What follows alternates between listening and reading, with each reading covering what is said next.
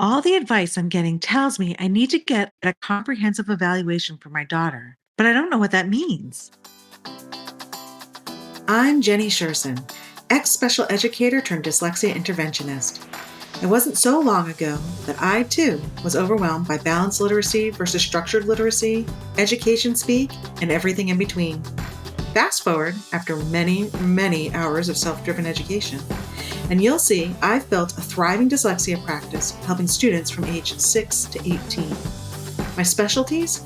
Working with a quote-unquote difficult, almost always 2E student, and breaking down the complexities of dyslexia into everyday language strategies and action steps.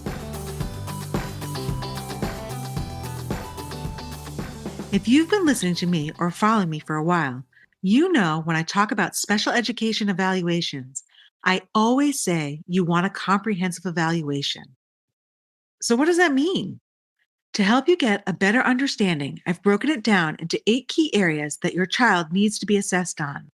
The data from these key areas are then compiled and analyzed for the final written evaluation reports. The reason I said reports is that there are several areas where different specialists conduct the assessments. For example, assessments can be done by the school psychologist, speech and language pathologist, occupational therapist, and assisted technology specialist.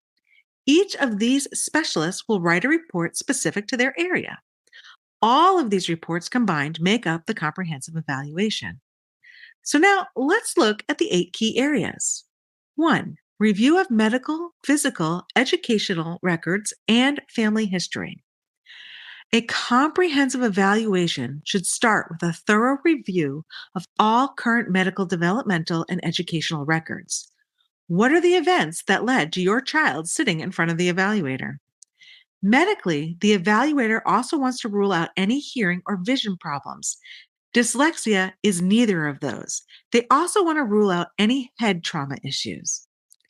The evaluator needs to know if the school has tried any interventions with your child and which ones. Prior interventions can influence how a child approaches a task or responds to a question. An experienced evaluator can quickly pick this up and will note the effectiveness of the intervention in their final reports. Was the child able to complete a task because they received intervention services or where the intervention services were lacking? When I have a student in front of me who has received intervention services, they are solid in their responses up to a point, and then they hit a wall. The wall usually appears right at the same point they are at in the intervention or where they stopped receiving services. It is usually a very clear line. Finally, the evaluator needs to know if someone else in the family struggles to read or has dyslexia. This includes grandparents, aunts, uncles, and cousins. It does not have to be in the nuclear family unit. Dyslexia is genetic and runs through families. All 3 living generations of my family have at least one dyslexic. The evaluator needs to have this information and take it into consideration when analyzing your child's results. 2. Cognitive and intellectual functioning, or IQ testing. An IQ test is not required to diagnose dyslexia, but it provides very useful information, especially the subtests. They can give the IEP team and instructor valuable information about a child's working memory, processing speed, long term retrieval, and fluid reasoning. The data collected from these subtests directly impact instruction delivery and accommodations. 3. Speech and language, including receptive and expressive language. A comprehensive evaluation should also include assessments related to oral language skills, such as vocabulary, listening comprehension, oral reception, and expression. Spelling and written expression should also be assessed. An examiner wants to be able to compare oral expression skills with written expression skills. By doing this, they can see if your child has any overall oral language weaknesses, such as articulation, receptive, or expressive issues.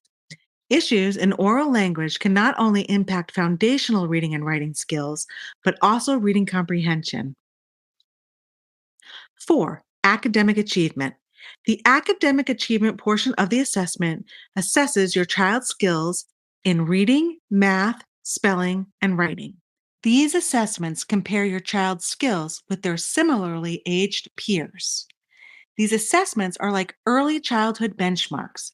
Is your child making similar progress as most of the peers their age, or are they falling behind? And where are they falling behind? 5. Social, emotional, and behavioral development. How does your child interact with their peers and adults? Can they emotionally regulate themselves, or are they displaying behavioral challenges? It is very difficult to help a child academically if their emotional and behavioral needs are not met. This is a very important piece towards looking at the whole child. 6. Motor skills. An occupational therapist handles this key area. They are assessing your child's fine and gross motor skills.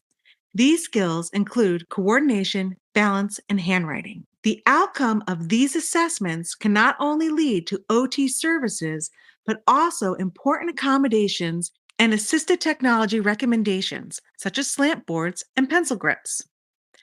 7. Adaptive behaviors. Adaptive behavior assessments measure a child's self care, social skills, and practical life skills in daily life. Think money concepts, telling time, rule following, working in groups, and the ability to read maps and schedules. 8.